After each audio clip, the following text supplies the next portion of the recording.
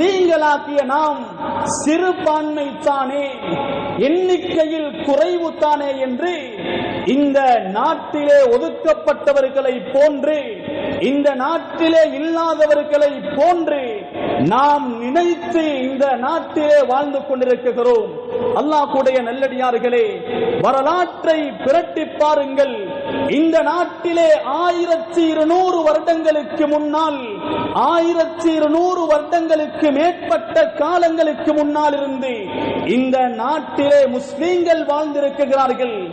1200 வருடங்களுக்கு முன்னாலே இந்த நாட்டிலே கால் பதித்தவர்கள் எம்முடைய முஸ்லிம்கள் சகோதரர்களே. பல சாதனைகளை மேற்கொண்டவர்கள், பல நல்ல காரியங்களுக்கு ஒத்துழைப்பாக இருந்தவர்கள் எம்முடைய முஸ்லிம்கள் சகோதரர்களே. எமது நாட்டினுடைய சுதந்திரத்திற்கு முன்பும் தான், அந்த சுதந்திரத்திற்கு பின்பும் தான் பல நல்ல விடயங்களை, நலன்களை கருத்தில் கொண்டு செயற்பட்டவர்கள் எம்முடைய முஸ்லிம்கள் சகோதரர்களே.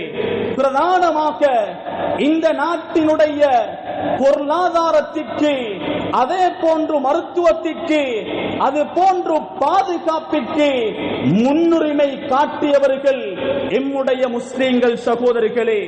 முஸ்லிம்கள் அன்றும் தான் இன்றும் தான் இந்த நாட்டினுடைய பொருளாதாரத்திற்காக பெரும் பங்களிப்பை செய்து கொண்டிருக்கிறார்கள். எனவே எம்முடைய முஸ்லிம் என்று வரும் பொழுது இந்த நாட்டிலே வாழுகின்றோம். இரண்டாவது, இந்த முஸ்லிமுக்கும் நாட்டிற்கும் என்ன தகுதி சம்பந்தம் இருக்கிறது, எங்களுடைய அந்தஸ்துக்கள் என்ன என்பதை நாம் முதலாவதாக புரிந்து கொள்ள கடமைப்பட்டவர்களாக இருந்து கொண்டிருக்கிறோம் சகோதரர்களே. அந்த நேரத்திலே ஆங்கிலேயர்கள், போர்ச்சுகல், ஒல்லாந்தர்களிடந்து இந்த நாடு சுதந்திரம் அடைந்தது. இந்த நாட்டினுடைய பாதுகாப்பிற்காக போராடியவர்கள் முஸ்லிம்கள் என்பதை நாம் மறந்துவிடக் கூடாது சகோதரர்களே. முஸ்லிம்களுக்கும் நாட்டிற்கும் உள்ள தொடர்பை நாம் முதலாவதாக அறிவது எமக்கு அவசியமாக இருந்து